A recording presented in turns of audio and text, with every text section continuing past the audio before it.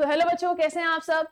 तो बच्चों, जैसे कि आप सभी को पता है, पॉलिटेक्निक लेक्चरर के फॉर्म आ चुके हैं आपके यूपीपीएससी के, और इवन फॉर्म भी भरे जाने स्टार्ट हो चुके हैं आपके 2 दिसंबर 2025 से, और लास्ट डेट आपकी रहने वाली है 2 जनवरी 2026 तक। तो अब अगेन इस पेपर को की तैयारी जो है आपको अभी से स्टार्ट करनी है, और पेपर की तैयारी स्टार्ट करने के लिए सबसे पहले जो भी चीज चाहिए होती है वो होती है सिलेबस। तो चलिए आज हम सिलेबस डिस्कस करते हैं। जैसे कि आप यहाँ पे देख पा रहे होंगे, हाँ, सबसे पहला सब्जेक्ट जो हम लोगों को यहाँ पर देखने को मिल रहा है वो इंजीनियरिंग मैकेनिक्स है। जिसको नहीं पता उसको मैं बता दूं, ये पेपर 2 भागों में होगा, पार्ट 1 एंड पार्ट 2। पार्ट 1 जैसे कहते हैं उसमें आपका हिंदी 25 नंबर का आने वाला है, और वहीं जो टेक्निकल पोर्शन है वो आपका 100 वहां पे क्वेश्चन आने वाले हैं। तो हिंदी के 25 क्वेश्चन और टेक्निकल के 100 क्वेश्चन आने वाले हैं। प्रत्येक क्वेश्चन यहाँ पे 3 मार्क्स का रहेगा। तो ओवरऑल जो ये पेपर रहने वाला है 375 मार्क्स का बच्चों रहने वाला है, और 2.5 घंटे का समय दिया जाएगा इस पेपर को सॉल्व करने के लिए। और पेपर 2 में आपका जनरल अवेयरनेस और टेक्निकल अगेन यहाँ पर पेपर रहेगा। जनरल अवेयरनेस भी 25 मार्क्स का आएगा, और जो टेक्निकल क्वेश्चन पेपर बनेगा वो भी अगेन यहाँ पर 100 क्वेश्चन वहां पे भी बनेंगे, बिल्कुल पहले वाले पेपर की तरह। और प्रत्येक क्वेश्चन यहाँ पे भी 3 मार्क्स का होगा। तो ये भी पेपर 375 मार्क्स का रहने वाला है बच्चों। और ओवरऑल जिसे कहते हैं, अगर आप देखेंगे तो ये भी 2.5 घंटे ही इस पेपर के लिए दिए जाएंगे। तो मैं यहाँ पे लिख भी देती हूँ जिसको नहीं पता, ताकि आप लोगों को एक फेयर गाइडेंस मिल पाए इस एग्जाम के लिए। ऐसा ना हो सिलेबस देख के चलेगा और बाकी चीजें पता ही नहीं है। तो पार्ट 1 में आपका हिंदी प्लस टेक्निकल पूछा जाएगा 375 नंबर का, ठीक है ना। नंबर कितने हैं? 375, टाइम 2.5 घंटे। और पार्ट 2 में आपका general awareness plus technical paper, ये भी आपका 375 नंबर का यहां पर रहने वाला है, 375 नंबर का रहने वाला है, ठीक है ना। तो अब ये क्योंकि 375 नंबर का है, तो अब आप देख सकते हैं, है ना, 2.5 घंटे का समय मिलने वाला है। नंबर ऑफ क्वेश्चन की अगर हम बात करें, 125 क्वेश्चन यहाँ है और 125 ही यहाँ पर है। 100 क्वेश्चन यहाँ पे टेक्निकल से आते हैं और 25 हिंदी से आते हैं। यहाँ पर भी 100 टेक्निकल पेपर के होंगे और 25 आपके जनरल अवेयरनेस के होंगे, ठीक है ना। तो इसी तरीके से आपको इसको याद रखना है बच्चों।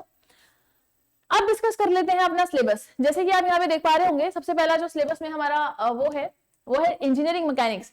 पेपर 1 बेसिकली आपके जितने भी स्ट्रक्चर रिलेटेड सब्जेक्ट्स हैं, पेपर 1 में सारे के सारे स्ट्रक्चर रिलेटेड सब्जेक्ट दिए गए हैं, along with soil mechanics and foundation engineering and building material and construction. ये दोनों भी इंक्लूड किए गए हैं, क्योंकि काफी बच्चे और इन एवरेज होते हैं, स्ट्रक्चर में बहुत ऐसा उनका फॉर्टे नहीं होता है, जिसकी वजह से वो पेपर क्वालिफाई नहीं कर सकते, फिर कहीं ना कहीं रुक जाएंगे, है ना।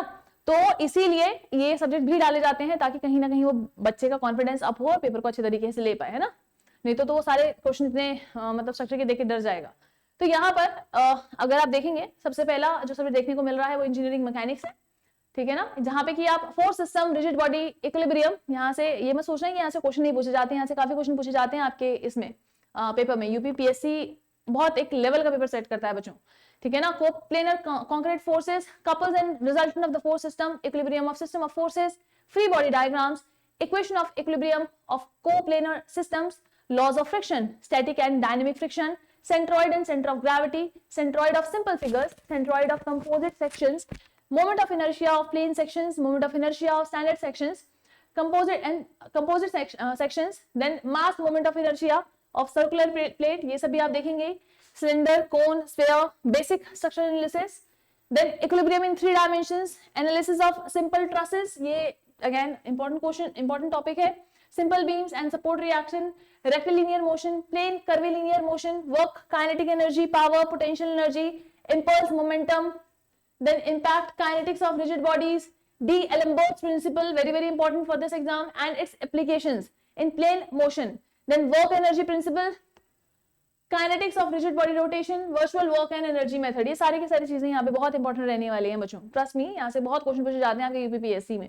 फर्दर सोम से हम खासा वाकिफ हैं, क्योंकि इंजीनियरिंग मैकेनिक्स आपकी मोस्टली एग्जाम्स में आप देखेंगे काफी एग्जाम में हमें नहीं देखने को मिलती है ना, पर सोम तो हमें ऑलमोस्ट हर एग्जाम में देखने को मिलती है। तो इससे तो हम खासा वाकिफ हैं कि क्या इंपॉर्टेंट है और क्या नहीं है। तो सबसे बेसिक कॉन्सेप्ट से चलते हैं। स्ट्रेस स्ट्रेन का कॉन्सेप्ट आप लोगों को पता होना चाहिए। हुक्स जो प्रिंसिपल है, Hooke's law is one of the important law of in some, तो वो तो बहुत ही इंपॉर्टेंट है, अगेन ये भी पढ़ना ही है। जो बेसिक टर्म है स्ट्रेस स्ट्रेन डायग्राम, अब यहाँ पे स्ट्रेस स्ट्रेन जो डायग्राम है आपका माइल्ड स्टील का आप देखते हैं, है ना। इसके साथ साथ आपका ऑब्जेक्टिव में कंक्रीट का भी पूछने लग पड़ा है, तो वो भी आपको जिसे कहते हैं पता होना चाहिए, है ना। तो ये आपका डक्टाइल और ब्रिटल मटेरियल के लिए यहाँ पे आप पढ़ते हैं particularly. Then lateral strain, Poisson ratio, volumetric strain, elastic moduli, relation between them, ये सारे के सारी बहुत बेसिक चीजें हैं यहाँ पर, ठीक है ना, ये बहुत बेसिक चीजें हैं बच्चों। Then composite bar, Mohr's, stress circle, very very important. Then 3D state of stress and strain, shear force bending moment diagram, one of the important concept in SOM for the simply supported beam, cantilevers, overhanging and fixed beam. Then comes the flexural stresses, theory of simple bending, very very important, ठीक है ना। bending stresses, design of simple, because SOM पढ़ा है, design नहीं पढ़ा तो क्या पढ़ा, design of simple beam sections, derivation of torsion equation, combined torsion and bending of circular shaft, shear stress distribution across various beam sections, very very important। Rectangular, circular, triangular, यहां से तो डायरेक्ट क्वेश्चन ऑब्जेक्टिव उठ कर आता है बच्चों। Then the relationship between moment, slope and deflection, moment area method, Macaulay's method, short columns and strut, buckling and stability, slenderness ratio. तो all in all अगर आप देखेंगे SOM में कुछ भी ऐसा वो नहीं लिखा है, सारी चीजें ऐसी हैं जो पूछी ही जाती हैं, ठीक है ना, इनमें से क्वेश्चन आते ही आते हैं बच्चों, कुछ भी ऐसा नहीं है जो फालतू लिखा हुआ है, बिल्कुल टू द पॉइंट है, और हमें पता भी है कि यहीं से सारा क्वेश्चन खींच के आता है बच्चों अगर आएगा तो। Then comes the structural analysis. Structural analysis में सबसे पहले तो इंडिटरमिनेसीज आप लोगों को पता होनी चाहिए, स्टैटिक और काइनेमेटिक, क्योंकि यहाँ से क्वेश्चन काफी खींचते हैं।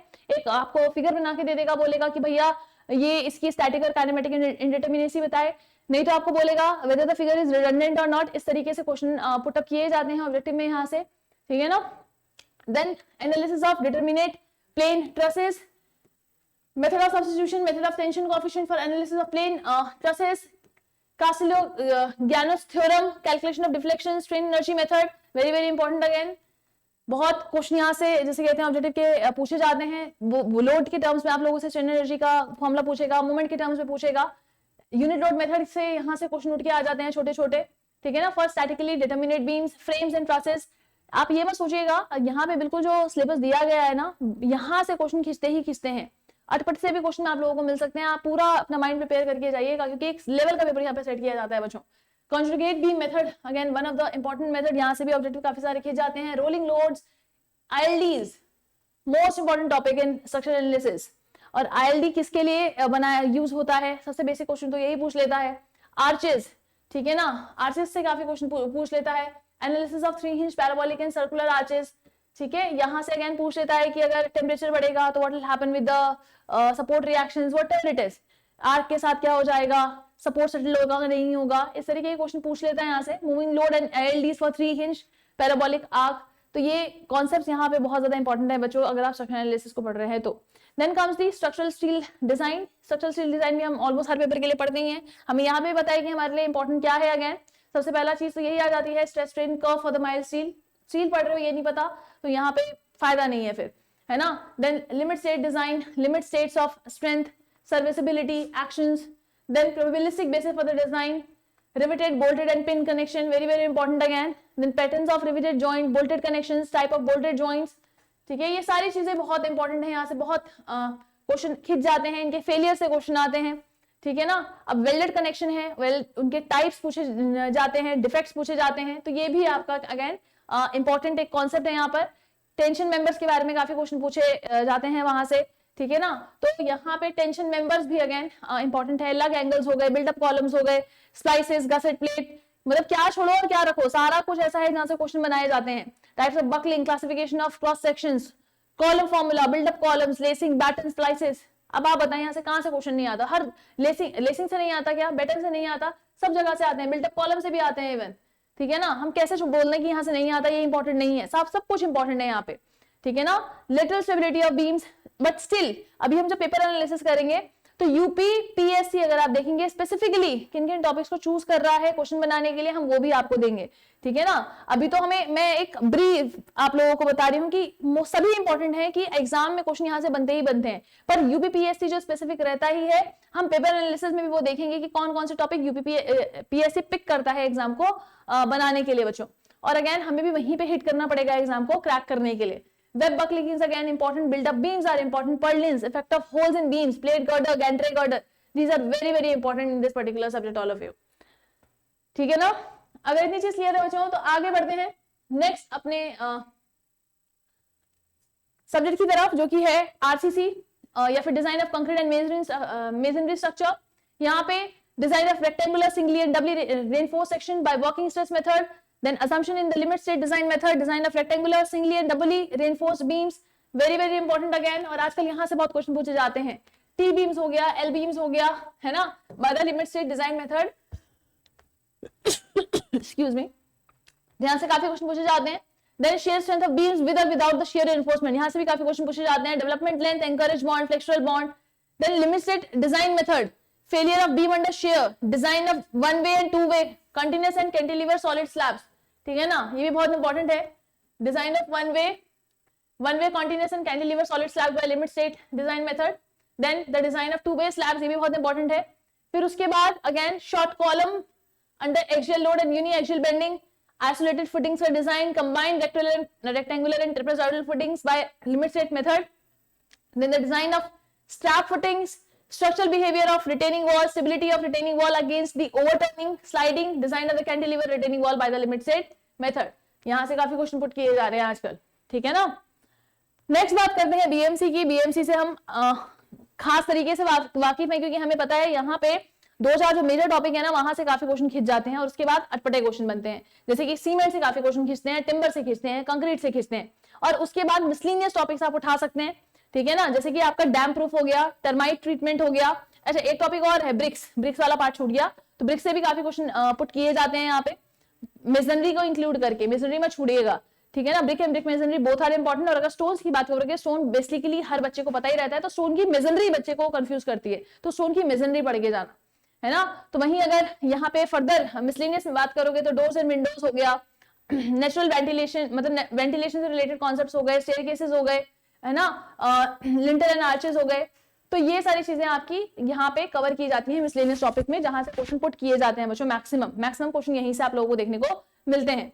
क्लियर है इतनी चीज? चलिए आगे बढ़ते हैं कंस्ट्रक्शन मैनेजमेंट में। अब यहाँ पे सारा एस्टिमेशन आप लोगों को देखना है। एस्टिमेशन में सबसे पहले तो आप लोगों को ये पता होना चाहिए किस चीज को किस में मेजर किया जाता है ना, सबसे पहले तो यही पता होना चाहिए, तो वही पढ़ना है आप लोगों को। देन एस्टिमेशन के मेथड्स कौन कौन से होते हैं, सेंट्रल लाइन मेथड है, long wall short wall method है, ये भी बहुत इंपॉर्टेंट है। किस किस तरीके के एस्टिमेट्स होते हैं मेरे पास, रेट एनालिसिस में क्या होता है, स्पेसिफिकेशन क्या है, टेंडर्स क्या है, कॉन्ट्रैक्ट्स क्या होते हैं, अलग अलग तरीके के कॉन्ट्रैक्ट्स क्या हैं, ये सारा बहुत इंपॉर्टेंट है, ठीक है ना। इसके अलावा bar charts, then preparation of networks, वो भी बहुत इंपॉर्टेंट है, जिसमें आप सीपीएम में पर्ट वाला पार्ट पढ़ते हो, ठीक है। This is very very important in estimation, ठीक है ना। यहाँ पे अगेन डेप्रिसिएशन वगैरह निकालने के लिए आना चाहिए, क्योंकि वहां से आपको salvage value, book value, market value, सारी चीजें आप लोगों से पूछ लेता है। Further soil mechanics and foundation engineering की अगर हम बात करें, सबसे पहले तो यहाँ पर आप लोगों को क्या इंजीनियरिंग प्रॉपर्टीज और इंडेक्स प्रॉपर्टीज ही पढ़नी होती है मोस्टली सॉइल में। Index property and engineering properties ही पढ़नी होती है मैक्सिमम, और ये सारी चीजें हैं, उन्हीं के अंदर आप लोग पढ़ रहे हो। जैसे origin and classification of soils है, ये तो सॉइल के बारे में बता रहा है, weight volume relationship, clay minerals, then the index property, major part यही कवर यहाँ पे कर लेता है। Then sensitivity, thixotropy, index property का ही आप इसको पार्ट कंसीडर करते हैं। Particle size analysis, then the classification system is important. Then permeability का कॉन्सेप्ट बहुत इंपॉर्टेंट है, ठीक है ना, परमेबिलिटी का कॉन्सेप्ट बहुत इंपॉर्टेंट है बच्चों। फिर उसके बाद आ जाता है अगेन यहाँ पे जो आपकी थ्योरीज होती हैं, design theories, Westergaard and Boussinesq theory, यहाँ पे कहीं लिखा होगा, ये देखिए ये है द वेस्टरगार्ड इक्वेशन बॉसनियस, ये भी बहुत इंपॉर्टेंट है। इसके अलावा जो फील्ड आपकी टेस्टिंग रहती है, कॉम्पैक्शन, कंसोलिडेशन और ये सब, ये भी बहुत इंपॉर्टेंट है, ठीक है ना। लिक्विफैक्शन का कॉन्सेप्ट यहाँ से बहुत पूछा जा रहा है आजकल, वो भी बहुत इंपॉर्टेंट है। देखिए stress distribution under loaded areas, ये भी मतलब उसी के अंडर है, क्योंकि ये वेस्टरगार्ड इक्वेशन, आप बॉसनियस इक्वेशन, वेस्टरगार्ड इक्वेशन पढ़ रहे हो, तो वहीं से अगेन ये कॉन्सेप्ट भी डिपेंडेंट होते हैं, वहीं से आप लोग फाइंड आउट कर रहे हो कहीं ना कहीं। Then comes the shear strength, जहां पे आप क्या पढ़ते हो, मोर्स कॉलम फेलियर क्राइटेरियन पढ़ते हैं, शेयर स्ट्रेंथ के पैरामीटर्स पढ़ते हैं, पोर प्रेशर, सॉइल लिक्विफेक्शन में अभी बता भी रही थी, again one of the important topic in soil mechanics that we have, जो भी रिसेंटली बहुत पूछा जा रहा है। Then comes the pressure theories, अलग अलग प्रेशर्स होते हैं हमारे पास, तो प्रेशर थ्योरी आप लोगों को पढ़नी है, ठीक है ना। तो और इसके अलावा फाउंडेशन इंजीनियरिंग में फर्दर आप जाओगे तो अगेन स्टेबिलिटी ऑफ स्लोप्स भी अब खैर इसमें है। इसके अलावा फाउंडेशन इंजीनियरिंग में जाओगे तो टाइप्स ऑफ फाउंडेशन आप लोगों को पता होनी चाहिए, उनकी बेयरिंग कैपेसिटीज कैसे निकालते हैं, तजागिस थ्योरी के हिसाब से फॉर्मूलेस कौन कौन से होते हैं, ग्रॉस बेयरिंग कैपेसिटी निकालने का, अल्टीमेट बेयरिंग कैपेसिटी निकालने का, या नेट बेयरिंग कैपेसिटी निकालने का, तो यहीं से क्वेश्चन बनते हैं मोस्टली न्यूमेरिकल वाले।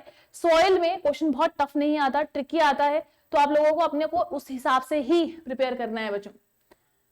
नेक्स्ट पार्ट 2 के बारे में बात कर लेते हैं। पार्ट 2 में आपके रेस्ट ऑफ द सब्जेक्ट्स यहाँ पे पूछे जाने वाले हैं बच्चों, जिसमें आपका fluid mechanics, open channel flow और ये सब चीजें यहाँ पे आने वाली हैं। तो अगर हम फ्लूइड मैकेनिक्स की ही बात करें तो फ्लूइड मैकेनिक्स हम लोग इससे वाकिफ हैं, प्रॉपर्टी ऑफ फ्लूइड भी हमें पता होनी चाहिए, ठीक है ना, टाइप्स ऑफ फ्लो भी हमें पता होना चाहिए, कितने तरीके के फ्लो हैं, और अगेन अलग अलग इक्विपमेंट जो कि फ्लो को मेजर करते हैं, वेलोसिटी को मेजर करते हैं, वो भी हमें यहाँ पे पता होने चाहिए। बाउंड्री लेयर का कॉन्सेप्ट भी बहुत इंपॉर्टेंट है, जो कि ऑब्जेक्टिव में पूछा जाता है, ठीक है ना। इसके अलावा जो अलग अलग बाउंड्री लेयर्स होती हैं, लेमिनार हो गई, टर्बुलेंट हो गई, लेमिनार सब लेयर हो गई, ये सारी की सारी हमें पता होनी चाहिए, ठीक है। हमें ये भी पता होना चाहिए कि कहाँ पे अगेन आपका क्या हो जाता है, फ्लो ब्रेक हो जाता है, ठीक है ना, फ्लो क्या हो जाता है, ब्रेक हो जाता है। तो हमें मतलब ये सारी की सारी चीजें यहाँ पे बहुत इंपॉर्टेंट हो जाती हैं। अलग अलग इक्वेशंस आप यहाँ पे पढ़ते हैं, बर्नौलीज इक्वेशन हो गई, मोमेंटम इक्वेशन हो गई, फिर वाटर हैमर इफेक्ट हो गया आपका, स्टोक्स लॉ हो गया आपका, ठीक है ना। तो इस तरीके के चीजें आप लोगों को यहाँ फ्लूइड मैकेनिक्स में देखने को मिलेंगी। अगेन इससे भी हम खासा वाकिफ हैं, क्योंकि ऑलमोस्ट हर एग्जाम में ये भी पूछा जाता है।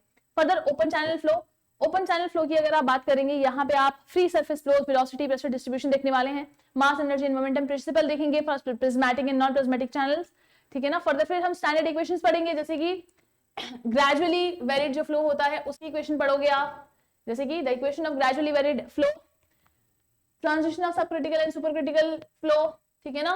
देन रैपिडली वेरिड फ्लो, जिसमें hydraulic flow measurement, critical depth flumes, sluice gate, free overflow, ये सब फॉल आप लोग देखेंगे, ठीक है ना।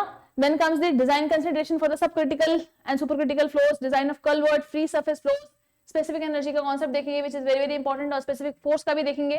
फिर चेजेस और मैनिंग्स इक्वेशन देखेंगे हम लोग in uniform for the uniform flow in open channel. फिर उसके बाद डिस्चार्ज और वेलोसिटी को भी यहाँ पे मेजर करेंगे with the help of venturi flumes. Open channel flow में वेंचुरी फ्लूम यूज होता है फॉर मेजरिंग डिस्चार्ज, और जो आपके पाइप्स होते हैं उसमें वेंचुरी मीटर यूज होता है। ओपन चैनल फ्लो में वेंचुरी फ्लूम यूज होता है। It is very very important, interview में भी पूछा गया है काफी बार। Then comes the hydraulic machine, जिसमें आप अगेन पंप्स एंड टरबाइंस के कॉन्सेप्ट यहाँ पे पढ़ते हैं बच्चों।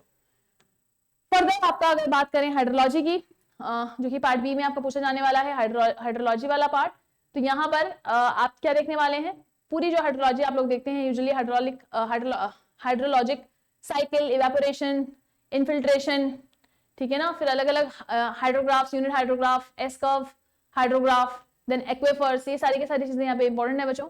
और यहीं पे आप लोग इरिगेशन का पार्ट भी पढ़ लेते हैं। देखिए जैसे यहाँ पे वाटर रिसोर्स इंजीनियरिंग भी इसी का पार्ट है, पार्ट बी का, ठीक है ना।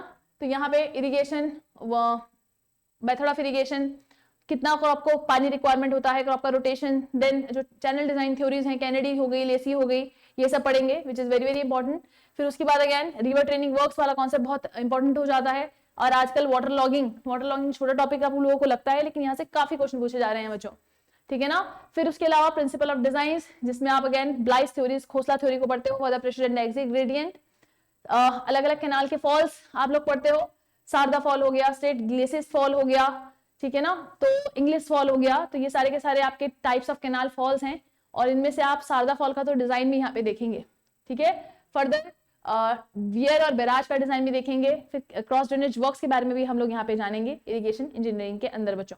फर्दर ट्रांसपोर्टेशन इंजीनियरिंग की अगर आप बात करोगे, तो यहाँ पे अगेन हाईवेज वाला पार्ट आप लोगों को पता ही है क्या इंपॉर्टेंट है और क्या नहीं है। ज्योमेट्रिक डिजाइन इज द, जिसे कहते हैं, इज द सोल। तो ज्योमेट्रिक डिजाइन है ट्रांसपोर्टेशन इंजीनियरिंग का सोल। तो यहाँ से अगेन ये तो पढ़ना ही पढ़ना है।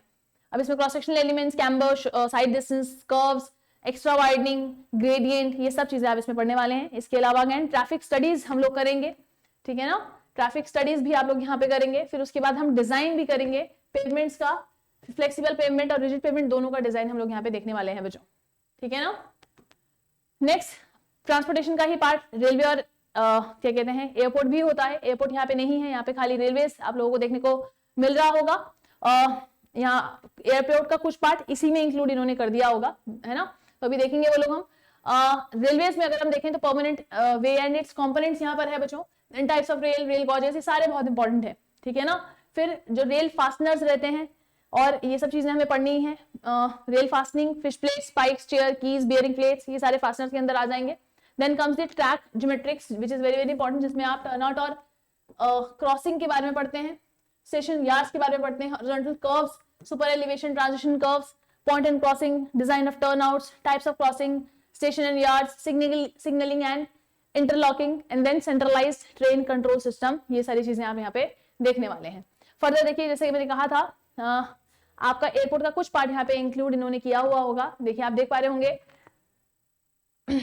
High speed track, airport planning and design, selection of site for airports, airport layout and orientation, then runway and taxiway design, consideration, geometric design and zoning laws, traffic control and runway lightning. Major topic उन्होंने उठा के इसी में बना दिए हैं.